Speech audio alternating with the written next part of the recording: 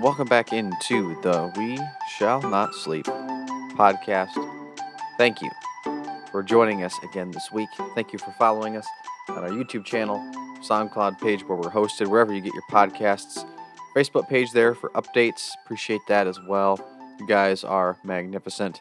And, this week I come to you with a heavy heart as I have just recently put down my cat who was with me ever since I was in sixth grade. So for those of you counting, that is in 2006, we got him, and wow, was he a great blessing. And today, I just want to focus on the things in life, tying some things together with pets, and for those who have had the privilege of being blessed with pets, um, but that actually is a parallel in our life. And a few days ago at this point, by the time you're listening, my mother and I were spending time with my cat before he was taken to be put down, and it was at the time of life. He was sick, and we didn't want to get to a point where he was suffering. Right, we don't want to be cruel to an animal.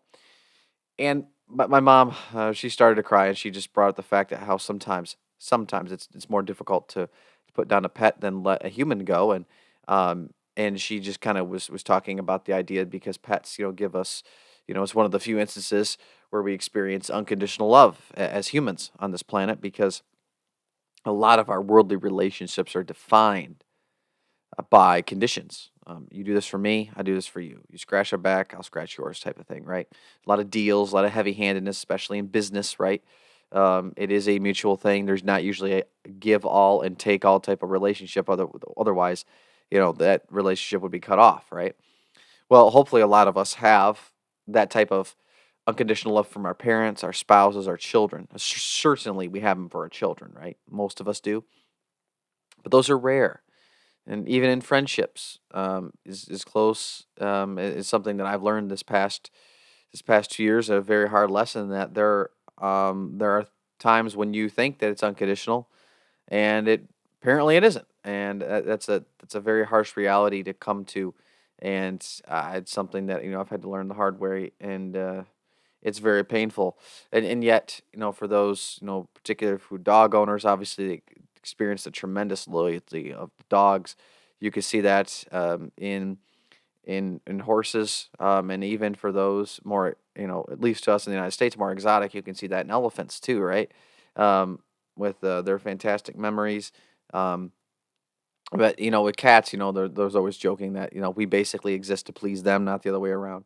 But when you get those who have really good cats, you know how special they can be. So, for me, this is something that's is more dear to me because I've been blessed with amazing animals, and there is a point that my mom is making I think is really good is that the unconditional love part, right? Is that we do experience that, short of pet abuse. Even certain dogs, if you were to abuse them, they still come back to you, and that's horrible. But it shows you the loyalty, the fact that they respect you as the alpha, for example. But cats, if you love them, they love you. They cuddle with you. They know when you're sick, just like dogs sometimes, and can be very protective, especially to infants. They just know, and it's just one of those things that because I was telling my mom is while we were talking about this, my cat Riley, he was eating, essentially having his last meal because in 3 hours he'd be buried, he'd be dead. And I said, here's a carbon based life form that's performing his homeostatic condition, not knowing a thing about what's going to happen. I remember when we put my female cat down, they had to shave her paw to put the little IV drip in there so they can put her down. And, she was licking it. And because, even that she was 17 was like, oh, I can get this better. And it's like very futile. We know that doesn't mean anything. Like, why are you doing that? Like, you're going to die soon. Don't worry about licking yourself. And it's just one of those things. It's one of those moments where maybe it's difficult because of how innocent they are. We are in fact deciding when and where they will die.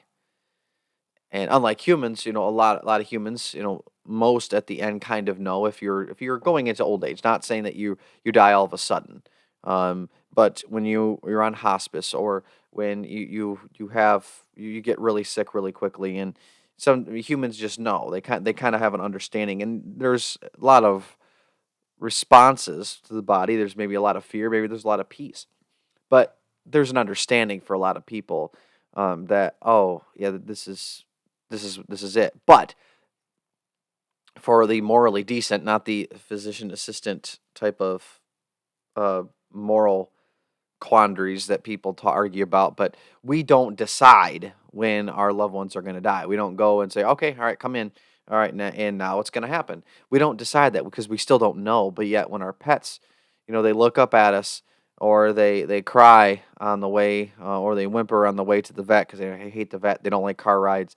They don't know that that's going to be their last one, right? They don't know what's coming, but yet we do, and that just kind of, it breaks your heart because you are the one deciding them. And sometimes it's for inconvenience because we don't have money to pay for a surgery, or maybe they hurt themselves, and it's not really worth it for them to recover. What's their quality of life going to be? And so sometimes, and I would say it's the minority, it's inconvenience. It's because we can't afford it, or it's truly because it's time, right? And those pet owners out there who have done this, and you're the ones who give advice to other pet owners who have to go through the same thing, right? And yet, when we look at our fellow man, I just wonder why sometimes our heart doesn't break in the same way. And maybe because we're seeing people live out the consequences of their own actions, so they're ignorant, versus an animal that's just doing what it's supposed to do. It doesn't. We're not speaking it to it on the same language, and again, it's innocent. It doesn't know what's going to happen. I mean, think of all of us who watch those dog movies, who avoid the dog movies. Like, oh, does the dog die? Like, I can't watch it. Right? Why is that so hard for us to do sometimes? But yet we watch war movies, we watch all this stuff, and it's like people are dying left and right. We're just kind of numb to it. But yeah, it's dogs, it's cats dying that kind of really, that's where we draw the line. And maybe it's because of that innocence. Maybe it's because we just revile at the notion of death so much that it's just not fair to them. And and I cursed death in the last few days. I really have. I hate it.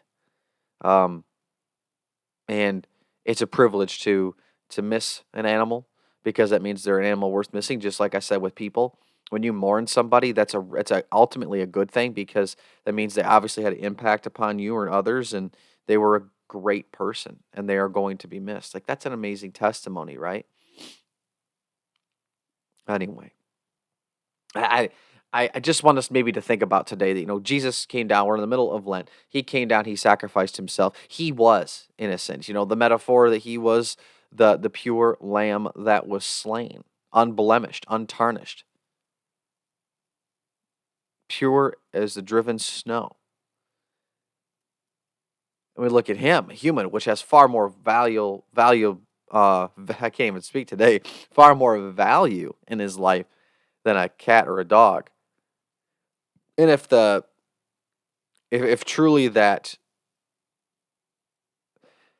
X factor, maybe, if you will, of innocence is the real thing that drives this, do we mourn for Jesus? That's a question I have. Do we mourn for Jesus? Something to think about. Short one today. There's nothing else for me to say. I appreciate it. May God bless you. May God keep you.